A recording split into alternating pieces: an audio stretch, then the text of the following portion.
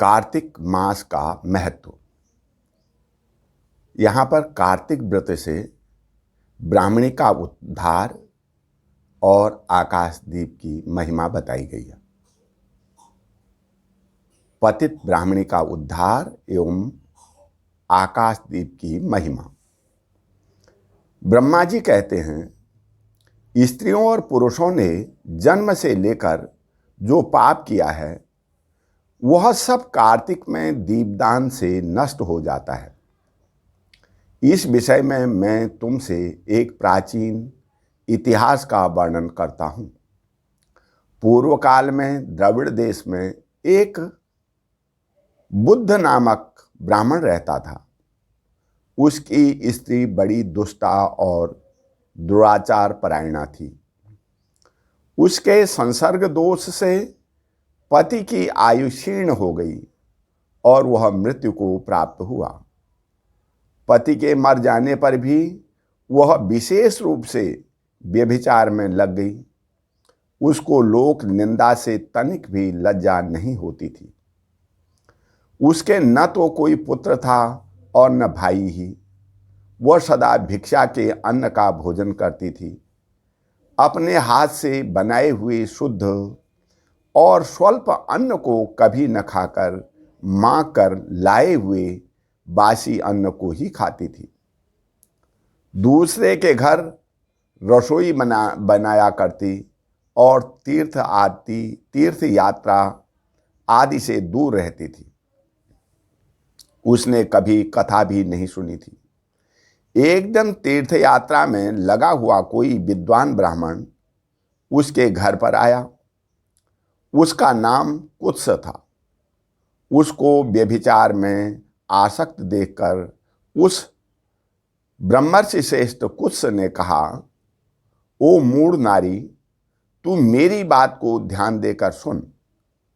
पृथ्वी आदि 5 भूतों से बने हुए और पीप एवं कफ से भरे हुए इस शरीर को, जो केवल दुख का ही कारण है, तू क्यों पोसती है? अरे, यह देह पानी के बुलबुले के समान है। एक दिन इसका नाश होना निश्चित है। इस अनित्य शरीर को यदि तू नित्य मानती है तो अपने मन में बैठे हुए इस मोह को विचार पूर्वक त्याग दे। सबसे श्रेष्ठ देवता भगवान विष्णु का चिंतन कर और उन्हीं की लीला कथा को आदर पूर्वक सुन। और जब कार्तिक मास आवे तब भगवान दामोदर की प्रीति के लिए स्नान दान आदि कर, दीपदान दे। भगवान विष्णु की परिक्रमा करके उन्हें प्रणाम कर।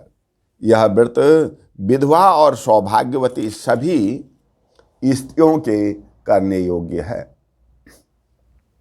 यह सब पापों की शांति और समस्त उपद्रवों का नाश करने वाला है। कार्तिक मास में निश्चय ही दीपदान भगवान विष्णु की प्रसन्नता बढ़ाने वाला है। ऐसा कहकर कुत्स ब्राह्मण दूसरे के घर चला गया और वह ब्राह्मणी भी कुत्स की बात सुनकर पश्चाताप करती हुई इस निश्चय पर पहुंची कि मैं कार्तिक मास में अवश्य व्रत करूंगी।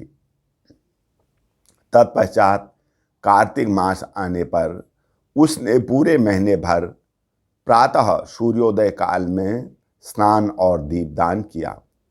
तदंतर कुछ काल के बाद आयु समाप्त होने पर उसकी मृत्यु हो गई। वह स्वर्गलोक में गई और समयानुसार उसकी मुक्ति भी हो गई। कार्तिक के व्रत में तत्पर हो दीपदान आदि करने वाला जो इस दीपदान का इतिहास सुनता है वह मोक्ष को प्राप्त होता है। हे नारद, अब आकाशदीप का महात्म्य सुनो। कार्तिक मास आने पर जो प्रातःकाल में तत्पर हो आकाशदीप का दान करता है वह सब लोकों का स्वामी और सब संपत्तियों से संपन्न होकर इस लोक में सुख भोगता और अंत में मोक्ष को प्राप्त होता है। इसलिए कार्तिक में स्नान दान आदि कर्म करते हुए भगवान विष्णु के मंदिर के कंगूरे पर 1 मास तक अवश्य दीपदान करना चाहिए। महाराज सुनंद ने चंद्र शर्मा ब्राह्मण के बताए अनुसार 1 मास तक विधिपूर्वक व्रत किया। वे कार्तिक में प्रतिदिन प्रातःकाल स्नान करके पवित्र होते और कोमल तुलसी दलों से भगवान विष्णु की पूजा करके रात में उनके लिए आकाश दीप देते थे। दीप देने के समय वे इस मंत्र का उच्चारण करते थे। दामोदराय विश्वाय विश्वरूप धराय च नमस्कृत्वा प्रदास्यामि व्योमदीपम हरिप्रियम। मैं सर्वस्वरूप एवं विश्वरूपधारी भगवान दामोदर को नमस्कार करके यह आकाश दीप देता हूँ जो भगवान को परम प्रिय है। हे देवेश्वर, इस व्रत से आप में मेरी भक्ति बढ़े, इस भाव से प्रार्थना करके राजा सुनंद दीपदान करते थे। ब्रह्म मुहूर्त में उठकर वे पुनः आकाश दीप देते थे। उनका प्रातःकाल स्नान और भगवान विष्णु की पूजा का क्रम नियम पूर्वक चलता रहा। मास की समाप्ति पर उन्होंने व्रत का उद्यापन करके आकाश दीप के नियमों को भी समाप्त किया और ब्राह्मणों को भोजन कराकर इस विष्णु व्रत की पूर्ति की। इस पुण्य के प्रभाव से राजा ने इस लोक में स्त्री, पुत्र, पौत्र और स्वजनों के साथ लाखों वर्षों तक पार्थिव भोगों का उपभोग किया और अंत में स्त्रियों सहित सुंदर विमान पर आरूढ़ हो 4 भुजाधारी शंख, चक्र, गदा आदि आयुधों से सुशोभित पीतांबरधारी विष्णु का सा दिव्य शरीर पाकर मोक्ष का आश्रय लिया। वे विष्णुलोक में भगवान विष्णु के ही समान सुखपूर्वक रहने लगे। अतः कार्तिक मास में दुर्लभ मनुष्य जन्म को पाकर भगवान विष्णु को प्रिय लगने वाले आकाश दीप का विधिपूर्वक दान देना चाहिए।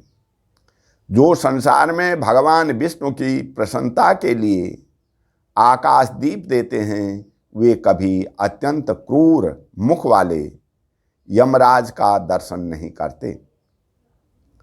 एकादशी से, तुला राशि के सूर्य से अथवा पूर्णिमा के लक्ष्मी सहित भगवान विष्णु की प्रसन्नता के लिए आकाश दीप प्रारंभ करना चाहिए।